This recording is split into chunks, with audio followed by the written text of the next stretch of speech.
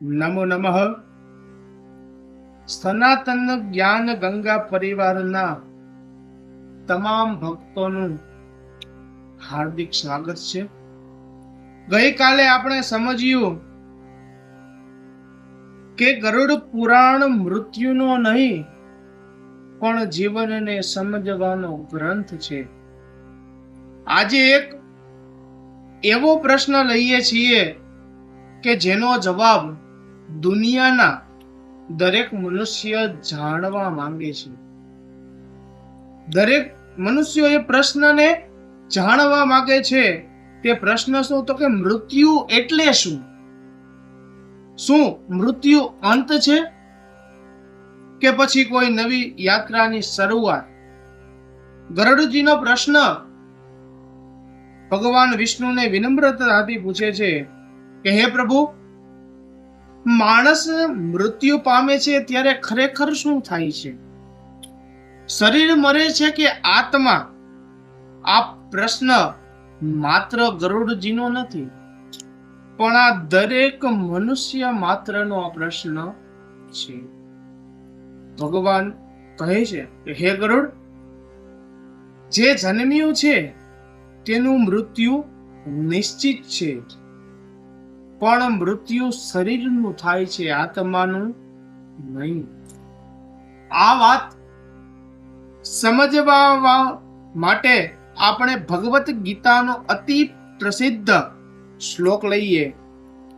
ન જાયતે મ્રિયતે વા કદાચિત નાયમ ભૂત્વા ભવિતા વા ન ભૂયઃ અજો નિત્યઃ શાશ્વતોયમ પુરાણો ન હન્યતે હન્યમાને શરીરે.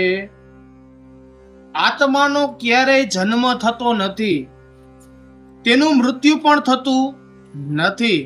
શરીર નાશ પામે પણ આત્મા ક્યારેય નાશ પામતો નથી. દરરોજ રાત્રે આપણે કપડા ઉતારી નવા કપડા પહેરીએ છીએ. કપડા બદલાય છે પણ આપણે બદલાતા નથી. કપડા બદલાય પણ આપણે બદલાઈએ છીએ નહીં. એવી જ રીતે આત્મા છે ને શરીરને બદલે છે. આ વાત માટે શ્રીમદ ભગવદ ગીતાની અંદર એક બીજો પણ અતિ પ્રસિદ્ધ શ્લોક છે.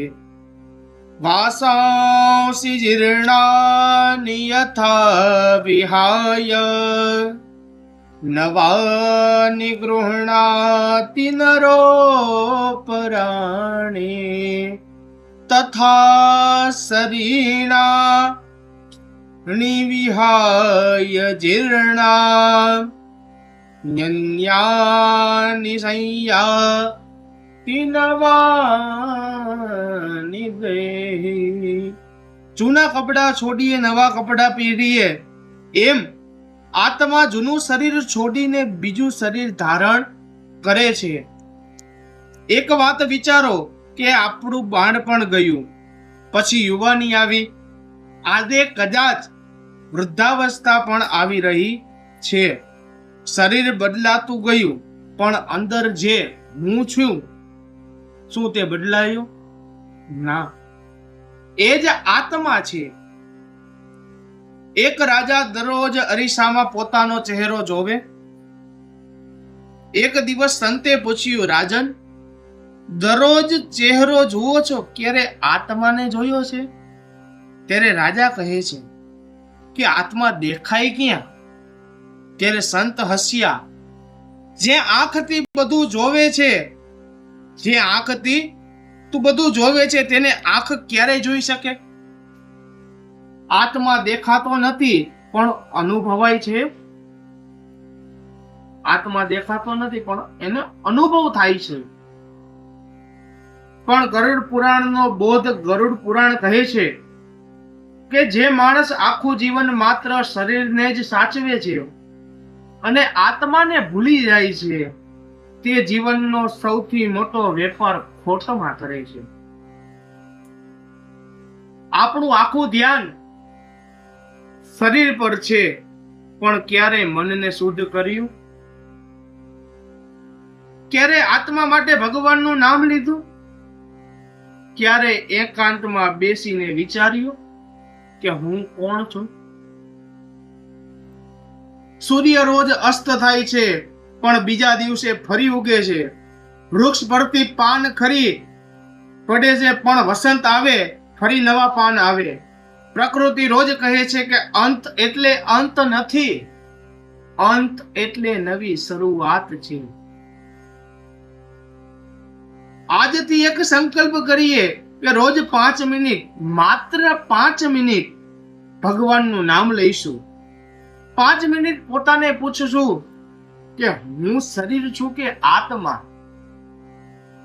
જે દિવસે આ પ્રશ્નનો જવાબ અંદરથી જ મળશે તે દિવસે જીવન બદલાઈ જશે. આપણે રોજ અરીસા સામે ઊભા રહીએ છીએ, વાળ સરખા કરીએ, ચહેરો જોઈએ, કપડા સરખા કરીએ, પણ એક પ્રશ્ન છે, શું આપણે ક્યારેય આપણા મનનો અરીસો જોયો છે? ચહેરા પર ધૂળ લાગે તો તરત ધોઈ નાખીએ, પણ મનમાં ઈર્ષા, ક્રોધ, લોભ અને અહંકારની ધૂળ જામી જાય તો કેટલા લોકો તેને સાફ કરવાનો પ્રયત્ન કરે છે? ગરુડ પુરાણ આપણને બહારની નહીં પણ અંદરની સફાઈ શીખવે છે. ભગવાનને આપણે ચહેરો નહીં પણ આપણું અંતઃકરણ પ્રિય છે. એક વૃક્ષને જુઓ, તે પોતાના ફળ પોતે ખાતું નથી.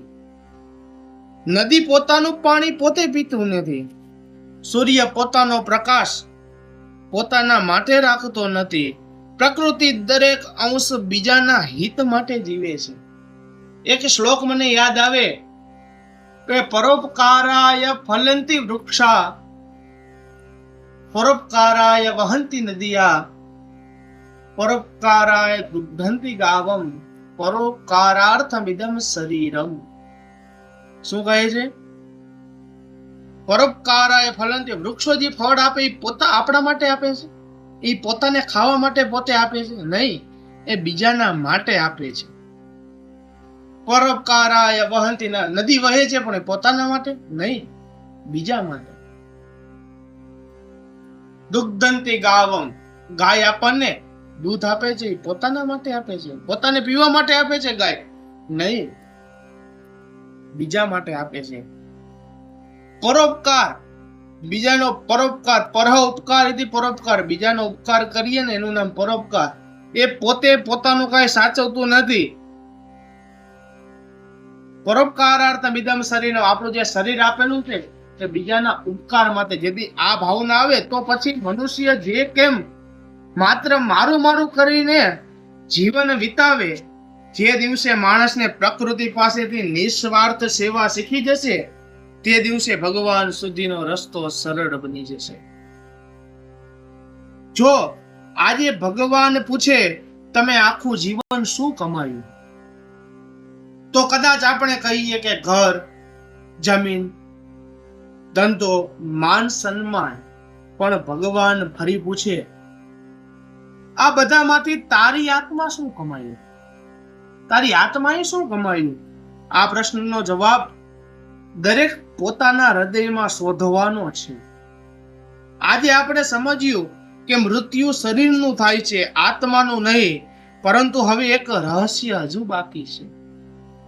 જ્યારે આત્મા શરીરમાંથી નીકળે છે ત્યારે શું તેને દુઃખ થાય છે? મૃત્યુની ક્ષણે મનુષ્યને શું દેખાય છે? સારા કર્મો વાળા અને પાપી મનુષ્યો અંતિમ સમયમાં અનુભવ એક સરખો હોય છે કે અલગ?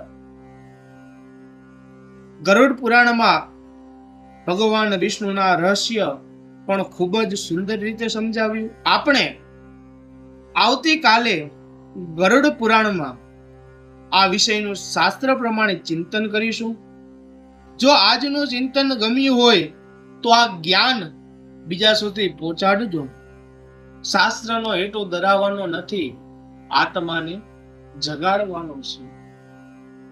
એક શ્લોક યાદ આવે કે અષ્ટાદશ પુરાણેષુ વ્યાસસ્ય વચનદ્વયમ પરોપકારાય પુણ્યાય પાપાય પરપીડયત.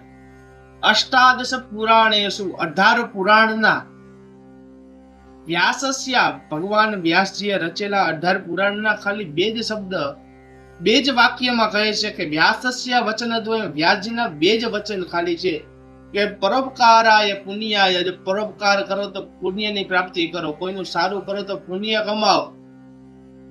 પરોપકારાય, આમાં પણ એમ કહે છે પરોપકારની ભાવના. અષ્ટાદશ પુરાણેષુ વ્યાસસ્ય વચન પરોપકારાય પુણ્યાય પાપાય પરપીડા. પાપ કરો ને તો પીડા ભોગવવી પડે.